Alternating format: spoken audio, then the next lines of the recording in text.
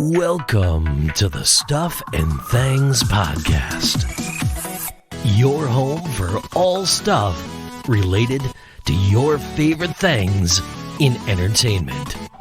Now, here are your hosts.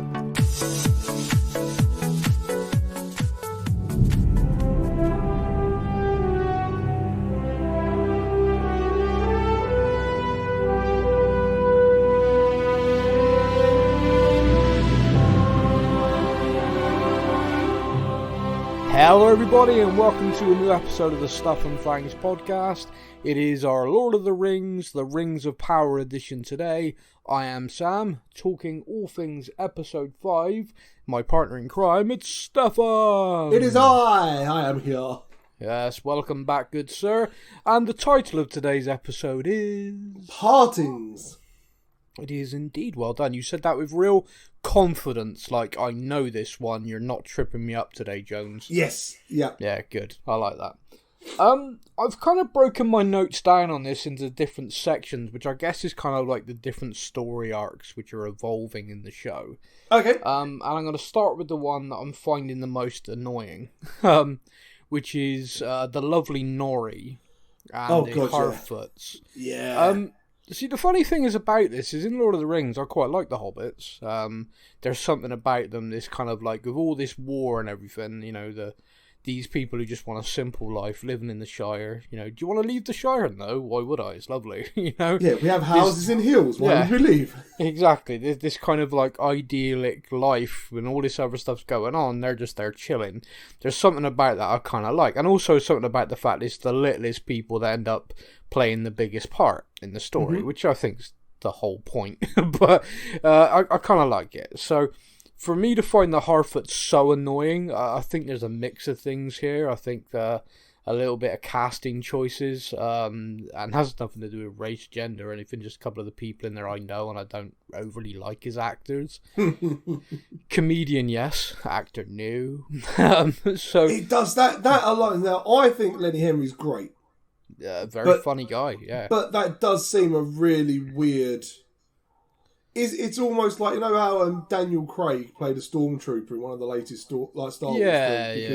He's a big name, big fan of the franchise, and basically went to them and went, please let me do something, come on. Let me be in it, yeah. It feels very much like that sort of thing. Like, Lenny Henry's just a massive Lord of the Rings fan, has read all the books and went to Amazon and went, go on, just let me have some part. Part, that'll do. Yeah, go on then. Yeah, I mean, I'm sure because of the part he's playing, he auditioned, etc., etc. But I just problem is there are certain people, especially when you get crossover. Like for example, Marvel at the moment have cast Harry Styles. Harry Styles for me will always be a pop star, whatever he is. I will not be able to see him as an actor, and the problem is he will always be Harry Styles. Oh look, there's Harry Styles pretending to be a soldier, Harry Styles pretending to be this. Yeah. And because of that, it takes me out of the story, because it's like, oh, there's Harry Styles. Mm-hmm. And with Lenny Henry, I feel that a little bit as well, because I've grown up with him as this comedian and this kind of comedy presence, sitcom kind of presence, sketch show. Red Nose Day sort of thing, yeah. He is definitely that. So when I see him in this, I'm finding it difficult to see a character. I think it was a long way of me saying that. So perhaps that's playing part of it, I don't know. But the actions with the Harfoots at the moment is they are still moving, their big migration. We see the families at the back, because obviously Nori's dad's got that bad leg. Yeah, I mean, that is a heck of a long song. /walk. It is. If that song can vibe like the same amount of time, shit. Well, I feel like they probably just hit it on repeat, to be honest with you. Like, ooh, yeah. So Nori and his family are at the back. The stranger's helping them. The rest of the caravan are kind of like, we really don't like the fact that they're back there with the stranger. We see an instance where they come across like these trees that are rotting and the vegetation's gone. We, of course, know from the other stuff we've seen that this is the sign of the orcs coming, etc., and they're tunneling through the area. Yeah. But they take it as a sign. No, see, the stranger, it's bad. We should cut them off, leave them behind. Take their wheels and leave them behind. Take their wheels. I'm like, damn, these Harfoots are not nice people. You know, that whole ceremony they had about the people they left behind It was died. literally left behind, yeah. Yeah. Those we've left behind and then are dead because we left them. It's like, wow, okay, you're not very nice. Yeah. But one of the big thing that kind of happens is whilst the caravan are all together and they're kind of having a bit of a rest, in amongst all these trees, Nori and her friend kind of investigating, and they come across wolves. The wolves look like they're going to rip them apart, and then the stranger steps in. And the stranger steps in, first of all, to like throw a wolf, which was kind of cool. That was kind of like visually, kind of that was hugging like it in midair and throwing it. yeah, that was kind of like, okay, that's badass. You literally caught a wolf mid jump and launched it. That's pretty badass. Yes. And then he uses his magic, in essence, which we were all kind of seeing him trying to get to grips with, where he kind of hits the ground. The wolves obviously then run because, you know, wouldn't you? A guy just punched the ground and made you all go flying. Yeah, I'd be out there. Yeah, ta-da then. Yeah, bye, mate. So that kind of happens, but he does injure himself quite severely doing it. You see, like, his whole arm, it looks like it's broken. You like the bruising, like dark bruising straight away. There's some ligament damage there, I can tell you. Yeah. Oh yeah. That's he ain't gonna be having any special alone time anytime soon. No. So he's in a bad way with that, and you can see. It's the funny thing is he looks just confused by things all the time. It's like a newborn toddler in a like an old body, just looking at like, what's that? Do I put it in my mouth? No, I don't. I punched the ground and now my arm hurts. Why has this happened? This makes exactly. Sense. It's kind of strange. But then again, he literally did fall to Earth weeks ago, so. Yes. We don't know about what's going on with that. We then have this scene with him where he's obviously discovering he's got this magic and he's realised how he can heal himself. It looks that way, yeah. He's put his arm in this water and he's using a spell to freeze the water so his arm is frozen solid into it, and then when he does break away from it, his arm does look healed. Yes. However, Nori, the nosy little git, won't leave him alone. And she reaches out to touch his arm, and it ends up her arm part freezing as well, which is obviously very painful for her. You can see that. Like, you know, it's one of those things like, you know, don't put your hand in the fire. Yeah. Stupid child. Like, I mean, this is a difficult thing for me, because I think I'm kind of like, it's stupid. Like, and the character-wise, I'm looking at it and I'm like, would anyone actually do, like, you're watching this guy, he's got his arm in water and he's clearly doing something, he's mumbling, he's aware. His arm is frozen, you can just see like a block of ice. Do you touch it? You know, it's like for me, I'd just be there going, like, talking, like, can you hear me? Hello, can you hear me? And then I would sit back and wait. You might tap him on the shoulder or, you know, shake his shoulders slightly. You don't then go, oh, look, his arm's freezing. Let me put my hand next to the frozen bit. Yeah, I don't know. Like, stupid Nori. Yeah, I mean, the whole thing about her character, though, is that she is clearly just the most curious Harfoot in the history of curious Harfoots.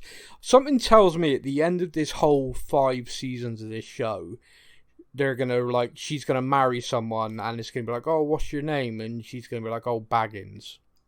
Yeah. Do you know what I mean? Yeah. It feels like she is clearly the most curious of this entire race, and it will be her line that goes on to be Bilbo and Frodo. Do you know what? That would make sense, to be fair. I mean, it can't be Poppy, bless her, because Poppy just constantly looks like she's just stepped on a plug. Poppy just wants to live in the Shire. Yeah. when they find the Shire, she's gonna be happy. That's like, yeah. You know, like, her face looks just like she does look like she's just stepped on a plug. It's like surprise and sadness the whole time. Yeah. I know people like that. Yeah, I know. Yeah. I'm so happy today. Are you sure? Are you sure? Tell your face. Yeah. Yeah, no, I used to say that to people. Apparently, I'm not allowed to do that anymore. Yeah. HR stepped in. Have you tried telling your face that? Yes. Yeah. Good morning, how are you? Oh, I'm well. Are you sure? Tell your face. And then that's another HR meeting. So the other thing which is kind of connected to this kind of storyline in this is, now I'm just going to read you my bullet point note on this, okay? Okay. The Slim Shady wannabe collective appear to be hunting the stranger.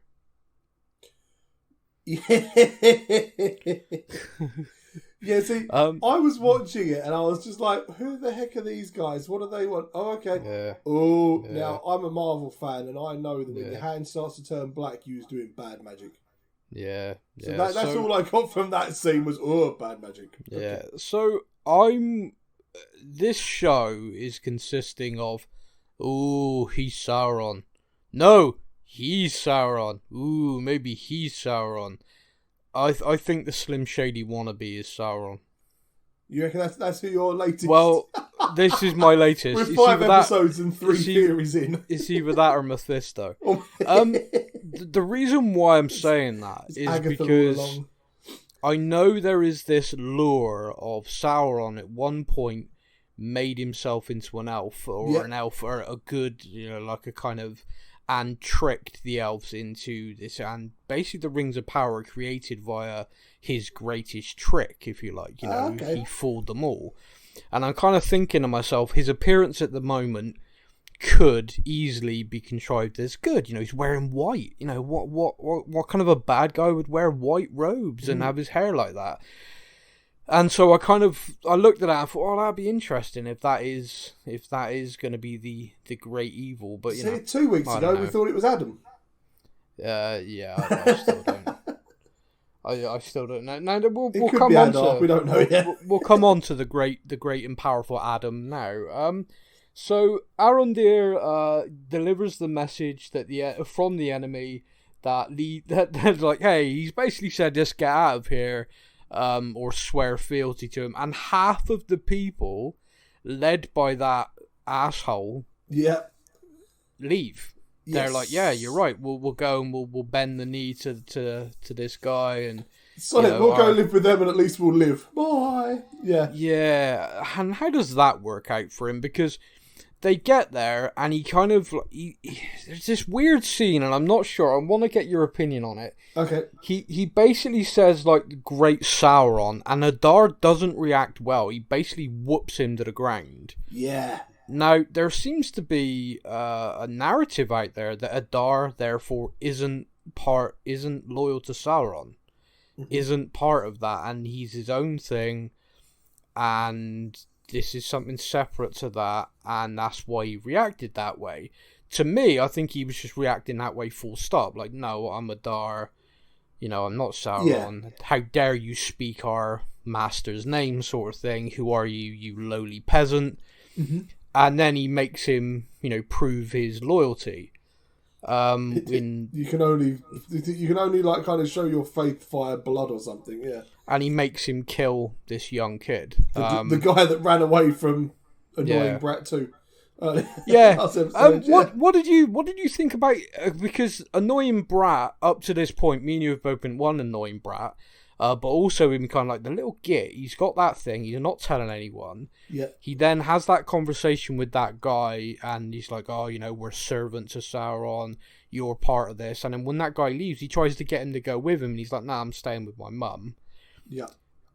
In this episode, in one scene, the kid kind of comes back to the light, doesn't he? Because, he's there, he's speaking to Arondir about, he's teaching him how to be why a better... are you still here, elf? Like, he starts off proper like, elf, what are you doing here? Why are you telling me I'll tell you something again, which is being said in this, which I like, is like, Arondir's like, I've literally had hundreds of years practicing with a bow. Yeah. Like, you talk about, why am I so good with a bow? And it's like this thing about them being so old, so immortal. When we see them, they're like, okay, it's completely unrealistic how amazing they are.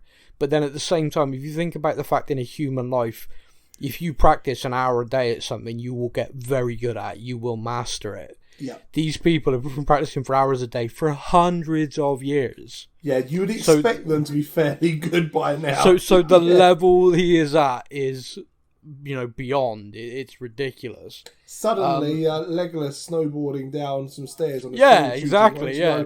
Do you know what? He's probably been practicing that for 25 years. Yeah, he's probably cocked that up non-stop for 25 years, which the rest of us would say, mate, quit. You're clearly never going to master it. And he's like, it's fine. I've got thousands of years. One day, I will master it. One day I'm going to have a shield and a set of stairs, and you watch. You watch. And one day the whole battle's going to stop and go, okay, that guy's cool. Yeah.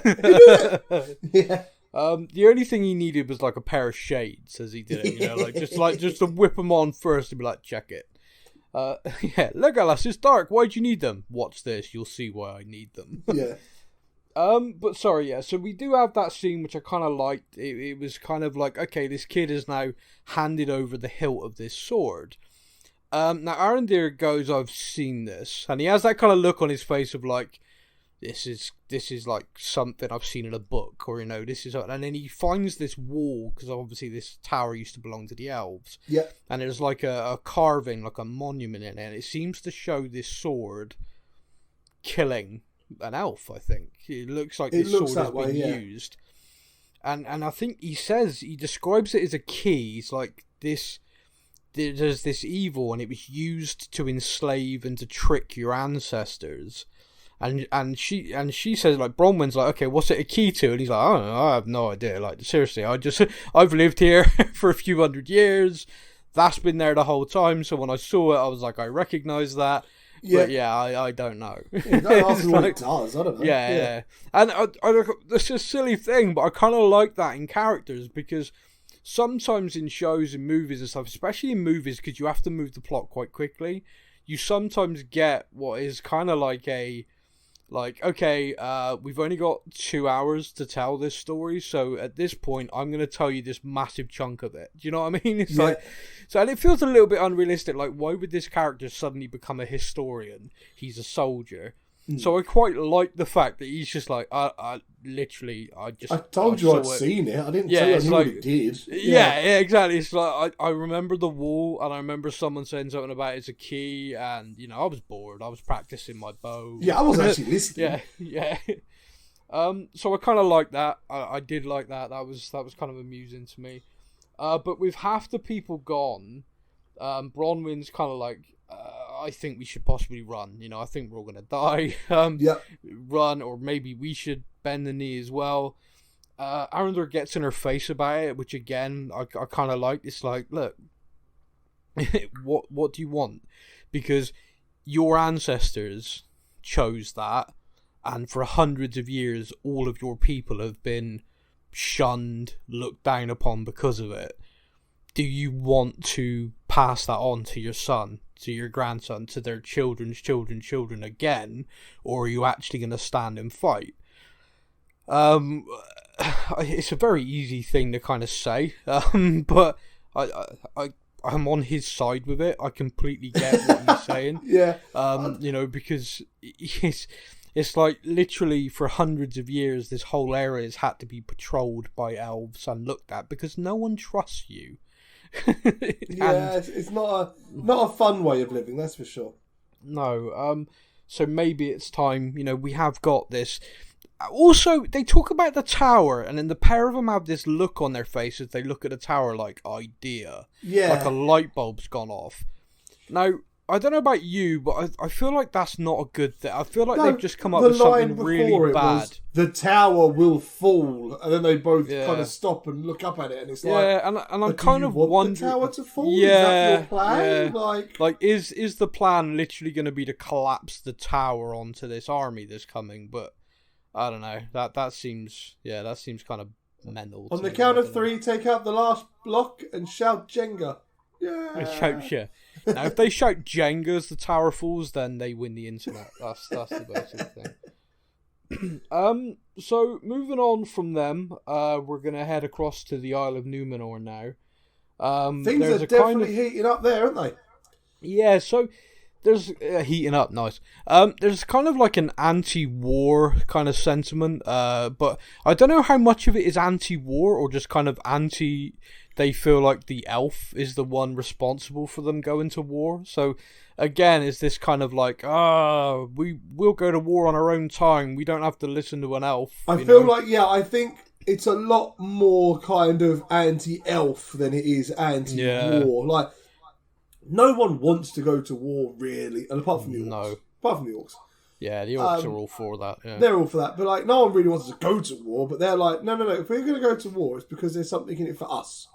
Not because some elf has just turned up and gone, all of you, fight my battle. Yeah. Well, it's kind of interesting you say that, because it's the politician, the guy I'm dubbing as like the ultimate politician. His son really confronts him, like, oh, you're like so anti-Galadriel, and yet you're now supporting the Queen and everything. And he like sends people away and turns to his son in one of those kind of moments where it's like, listen, idiot. Yes. You have to learn, and I want you to learn this lesson, so really pay attention.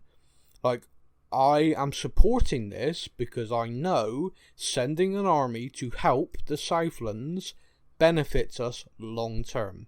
It has nothing to do with the elf. People can rant and rave about it's the elf telling us to do it.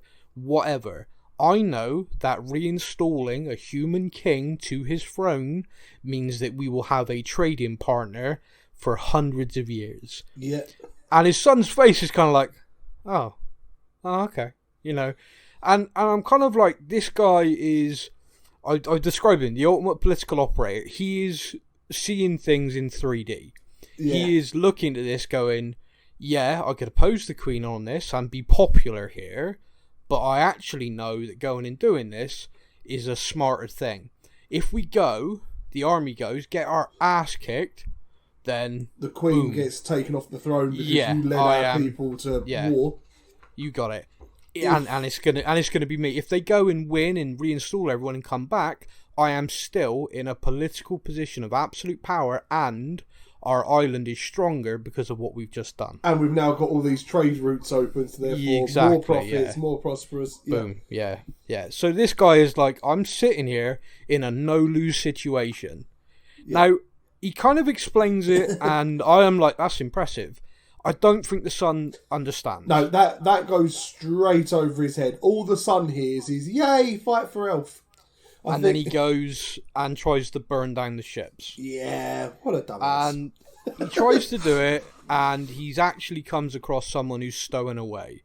And the person who is stowing away, of course, is the son of basically like the commander of everyone, and it's Isildur's there. Now, Isildur, just covered in a blanket at the back of the boat, like, no one's going to let me join? I'll join myself. Now, Isildur actually saves this idiot, bringing him back to shore, and I think they managed to stop the fire from spreading, so only 2 of the boats go up, or 1 or 2. I think it's like one big explosion, and then one's kind of caught in the sideline. And like the commander, Isildur's father, is like, what happened? And Isildur covers for him, which is smart for 2 reasons. One, he's just made himself a very powerful ally politically and stuff on the island. Yeah. And 2, he paints himself as a hero to his father, who he's trying to get approval from so he can go on this quest. Yeah. And he knows that the brat next to him isn't going to correct him because otherwise he'd be dropping himself in it. Yeah, that's not what happened. I said fight. Yeah, exactly. Yeah.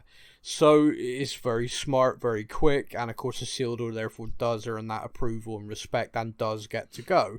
He has to look after the horses, but I think that's a kind of, everyone's going to think this is nepotism, so in front of your group of mates I'm going to prove that it's not. And even Isildur kind of laughs and smiles about it. His mates go from being hostile to ribbing him, and it kind of works. His father's done him. Boy. Yeah, his father's done him well there. He's not done him dirty. He's done him well. He's helped him out, which I think comes from his father working his way through the rank. I think he understood that. Like, I need to go and do that. Yeah. Which is kind of cool. So they are now setting sail. The army is heading to the Southlands. Now, one of the big questions, of course, was, would Halbrand be going? In this episode, I feel like they missed a scene. Yeah, so no, I messaged you. So when I watched this episode recently, I messaged you about halfway through. Yeah. And the message was like, whoa, wait a minute, have I just pieced 2 bits together? Yeah. Now, I remember when we watched The Witcher, the first series of The Witcher? Yeah, the timelines. The timelines were all over the place, but then they joined up together. There was a moment in this where I genuinely thought that's what was happening. Yeah. I thought the Arondir timeline with Bronwyn and all that was happening back in Halbrand's past. Yeah. And I was like, oh my gosh, so the kid that we saw get killed who deserted Theo, for a second I thought that might actually have been him. Yeah, okay, I understand. So you were thinking we're looking at this from different timelines. Yeah, because he says to Galadriel, "Oh, you're wrong. You don't know the things I've done," and then it instantly cut to that scene of those villagers joining the orcs. Yeah. And all of a sudden, I was like, "Oh my god!" So he is actually Rowan, and what happened was they joined the orcs, and we're about to hear all the horrible things that the orcs did. Yeah, and that's how it all ties. And then Rowan gets killed, I'm pretty sure. Yeah, and then I'm like, no, that theory's gone. No. Okay. No, I think what's happened there is you've just run into what happened quite a lot, which is when you're watching different shows and fantasy stuff, your brain goes, "Oh, they're doing that." Yeah. Like with the first time I watched The Witcher, I just didn't understand what was going on until like episode 8, I think, when finally the timelines merged, and I was like, "Oh, got it." I was so confused because I'm sure the Queen died like 2 episodes ago, and there she is dancing. I don't get it, and then it clicked. So, but I think it's just the way that it cut from the "you don't know what I've done" to let's go join the orcs. Well, I think this guy has done a deal. I think this guy has done a deal with Adar, and I think when he's confronted back there, the people are going to be like, "No, he's not our king. He's a bastard. He did this deal with orcs and left." Yeah. But it's going to be interesting anyway, because whether he then tries to redeem himself and fight back, I mean, I don't know. Yeah. But we're going to find out. He does go, but like I said, it feels like a scene was missing because he was kind of like, "No, get lost. Not a chance." Slams the emerald on the table like, "Nope, I don't want my." And then picks it up and goes. Yeah. And it kind of feels like we've missed the bit where someone spoke to him or he spoke to himself. Do you know what I mean? It just feels like there was a scene of... Yeah. The next thing you literally see is him in armour looking cool. Standing on a boat next to it. It's like, well, wait a minute. What happened to Mr. Nope? Not doing it. I know. And he's been so adamant about it this whole time. Yeah. To then just go, "Oh, all right then. Yeah, right. Fair enough. We'll go to war. Why not? Yeah, it'd be a giggle. I ain't had a good battle in a week or two." Yeah, that doesn't make sense. And there is that aspect as well, which me and you discussed, is when he got into that fight in that alley, he went nasty. Like, it wasn't just he was defending himself and he's a good fighter. No, he basically begged them to walk away, and when they didn't, he went savage. Them up. Yeah. Yeah, and it was like, you talk about, it's like he's got an evil in him. It's like perhaps he's something. So, yeah, it's going to be interesting. Now, the final part I want to talk about is the elves and the dwarves. So, Elrond and Durran. I think this is possibly actually my favourite part so far. Well, I want to talk a little bit about Elrond to start with, because Elrond in the Lord of the Rings movies, and again, I'm just focusing on movies, not the books. Yeah. He comes across as a bit of an ass, a bit stuck up, a bit kind of know-it-all. And again, it's an elf thing. They've been around for thousands of years. He does know it all. I've seen this before. Yeah, whatever. Yeah. And it's so seeing a younger version of him, who is clearly, by the way, genuinely friends with Durran. Like, he genuinely thinks of him as his best friend, and so is genuinely hurt when he realises that the elves, the High King, have kind of tricked him. Oh, hugely. Yeah, they've completely screwed him over. And the thing I love about it is he's basically being told, like, literally it is the fate of our people. Like, this tree is basically where we get our eternal life from. Yeah. So having this tree in these lands, if this tree dies, the elves will die, because we do not have our tree, our kind of where we draw our eternal life. And at this point, we have to be really thankful that the elves are not A, superstitious, or B, a little bit dramatic. Oh, yeah, the good old Harfoot. Yeah. But he's like, look at that, and even when he's confronted with that, like the death of his people, he's like, "No, I gave my word. I made an oath." Yeah. So he's basically admitting that he has been there and seen something, but it's like, I'm not going to confirm it to you. I'm not going to do that because I gave my word to this man, and you lied to me. Yeah. Like, you sent me there to do one thing, and you've screwed me over. Now, a little side note here is that Durran's a piss-taking dwarf, and I love him. Isn't he the best? The Where whole did you get thing, this table from? the whole thing over the table is Amazing. phenomenal, because when I'm watching it, I'm like, oh, that's so hostile, bloody hell. And I'm like, the bloody, the elves are so arrogant, they wouldn't have cared. Yeah, in my head, I'm like, oh my god, they've literally stolen a tombstone to make it a table. And then when they're literally carrying it out, and he's laughing, and it's the way that Elrond knows him, so he looks at him and goes, you made that up, and he's like, he's wanted a new table for ages, and Elrond's kind of like, oh, you little shit. Like, that literally a whole political kind of a whole issue. You've just created that literally to get a table, and he's laughing. But the thing I loved about that scene then is Elrond tells him the truth. Yep. I absolutely love that, because I was thinking we're about to see the real break between elves and dwarves. Yeah, see, this is what I'm thinking. So we've spoken in the podcast before about the whole in Lord of the Rings and stuff. The elves and the dwarves are really at each other. They're not. And we're watching this, and they're kind of friends. And I'm like, oh, this is the moment. Like, this is the High King is going to make Elrond do something, and that's going to be. It's going to be Prince Durin who's going to be the man that's betrayed, and that's where this whole thing's going to come from. Yeah. I'm instead he's like, listen, I got screwed over. This is what's happened. This is why it's happened. The fate of the elves in your hands. Say it again. Yeah. And I love. Yeah, he's like such a. So it's all on me. Like your whole race. It's interesting. Whose hands? So. The thing I also like about that is Durran, I think Durran could sense it. Him and his father both could sense the elves were after something. Could both sense there was more to it. And I think the fact that Elrond just like, well, look, they lied to me, and just complete honesty, Durran was like, okay, well, you are my friend.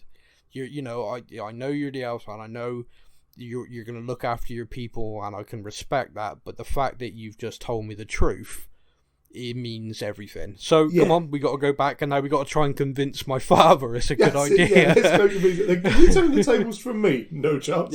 Not a chance. Those two, their friendship in this is kind of everything for me. It's kind of, it just makes me laugh, because they are so different, so different, and some of the best friendships or relationships are when people are so different. But it's great. I really like it, and the lines between the two, I think the actors are doing a great job at just this chemistry. Elrond, the actor playing Elrond, because it's interesting, he does have that kind of I'm above everything, which is a very elf thing, but he, unlike some of the other elves we're seeing, like the High King, seems to have this ability to actually communicate with other races, possibly because he's been around them more. But like, just the fact that he gets dwarf humour, I think that would go over every other elf's head. The fact that Durran did that with the table made Elrond laugh. I think every other elf would be like, why did you need a table? I don't get it. I don't get it. What was funny about that? You could make your own tables. Why did you need our one? I don't get it. Yeah. Whereas Elrond's like, you ass. I can't believe you did that. So yeah, I mean, the thing about this show at the moment, and I think me and you've talked about it possibly ad nauseum, is it still feels like you're building. This is 5 episodes in, which I suppose is what this is all going to be. It is just like a slow burn, because it is this kind of epic scale show following on to epic scale movies from epic scale books. It is just going to be very different to other types of shows. I can only say for me personally, I'm enjoying it. I'm enjoying the build and the characters. Like I've said, these little interactions, Elrond, etc., I'm really enjoying. Some of it I'm looking at, the Nori stuff, I'm like, maybe I don't need that, but hopefully the storyline around the stranger, I feel like, is going to be important, and of course I really want to know who he is. So that is bugging me. The new Slim Shady group coming in, whatever. Let's see where that goes. Adar, is he loyal to Sauron? Is he not? What's his thing? So there is a lot there. So one of the things you just said about being a slow burner and stuff. Like I look at IMDb whilst we're recording and kind of thing. And the ratings for the show has gone from 7.3 first episode, 7.3, 7.2, 7.1, 6.8. Like, the ratings are dropping, and I wonder if, especially with kind of like the binge culture that we've got at the moment, where so many shows are kind of released and you just watch them all, where this one is kind of weekly, and the pacing of it is very slow compared to other shows. Yeah. I kind of worry a little bit of something's got to happen soon. Otherwise, I think the watchers are just going to kind of start going, it's not a short episodes either. They're over an hour long each episode. Yeah. Like I said, it's just all of it is epic in scale. Yeah, and there's so the latest episode, Party, I was watching, there was so many moments where it's like slow motion, like when he's making the swords. And it's all this very theatrical, slow motion sort of metal going into the water and being hit by the hammer, all in real epic proportion, slow motions and stuff. And I'm just like, I get it, but at the same time, I'm one of those people. I'm like, I need something to happen now. I've had these 5 episodes. I mean, looking at the length of the episode, I've had almost 6 hours worth of TV, and I'm like, something has got to happen soon.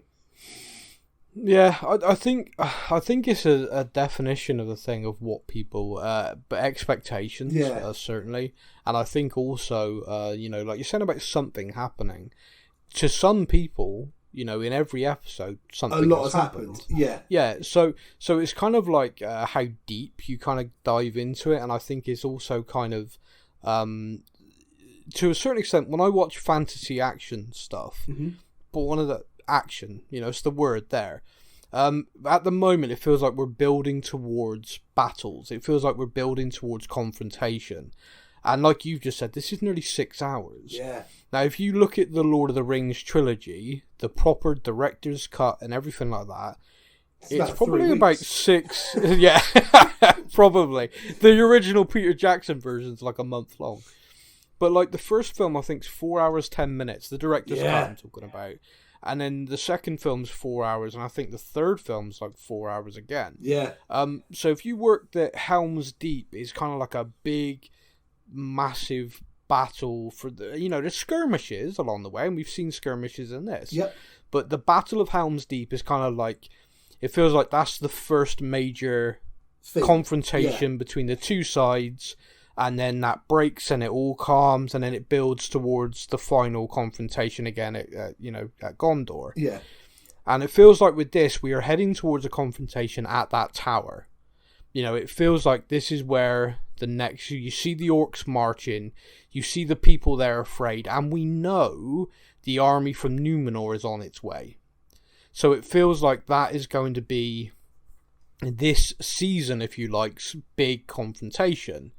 Now, when's that going to happen is kind of the interesting point, because it's a 10 is it 10 episodes? No, it's 8. 8, I believe. Many? Oh, in that case, so we've just watched episode 5. Now, if we work on the theory that you're probably going to get the big battle, not the finale, because the finale is going to be all about aftermath and setting up season 2. Yeah. Then you're probably looking at episode 6 into 7, maybe 7. I reckon episode 7. Yeah, with that big clash. Because then 8 kind of finishes it, and like I said, you deal with the aftermath and that. Oh my word, what's going to happen here? And you go into season 2 like, is everyone alright? Yeah. Who knows? Yeah. So, we are actually quite close. Like you said, it's a slow bit. It's a real kind of build. The key to this show in viewership will be the payoff, because I think some of the people who have dropped away, like you're talking about ratings, some of the people who have dropped away might be just thinking, do you know what, I'm going to give it a few weeks and let a few episodes, and then I'm going to watch them, knock them out in a day or weekend or something. Because I think a lot of people, when they realise stuff's a little bit slower, watching it weekly, due to the way we consume television and movies now. Culture. Yeah. Yeah, it's kind of changed. For me, I'm kind of I'm enjoying doing it weekly. Doing the podcast as well. So yeah, the binge culture does not help us out whatsoever. It does not whatsoever. Here's all 25 episodes. Oh, you bastard! How are we going to get through all this Yeah. and podcast when it's still relevant?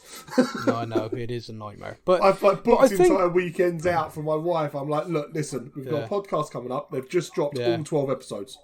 I will go away on Friday. I'll be back Sunday. I would have watched it all. Yeah. Don't worry. Yeah. I'll have a beard. The hair would have grown. Yeah, but that's the episode for this week. Is there any other bits and pieces you had that you wanted to sort of bring up? I saw one fun bit of trivia I thought you might like. Bring it on. So the walking song that Poppy Proudfellow learned from her mother includes the words, "Not all who wander or wander are lost." Yeah. Thousands of years later, Bilbo Baggins will write a poem about Aragorn that includes the line, "Not all those who wander are lost." Very nice. There you go. There's a little bit of trivia in there for you. There we go. I like it. Right then. That's it. That is our show. Massive thank you to everyone who continues to listen. I will just say very quickly, we have a Discord account now. You can find the link to Discord via our social media. I think it's on the Instagram. It's definitely on Facebook and Twitter. Yeah. Find the link. Join us. You can chat about any of the shows you're watching that we talk about on the podcast with fellow listeners, watchers, and us, the podcast hosts. We are on there. Myself, Stefan. We have a forum moderator, so behave yourselves. We do. Or she will kick your ass. And also, for Marvel stuff, Kaylee's on there as well. So, a big thank you to everybody for listening. Yes. We will be back next week with more Rings of Power. Until then, you all take care. See you later. Thank you for listening to the Stuff and Things podcast. We hope you enjoyed the show. You can find us on Facebook or online. Simply search the Stuff and Things podcast to join in our conversation every week.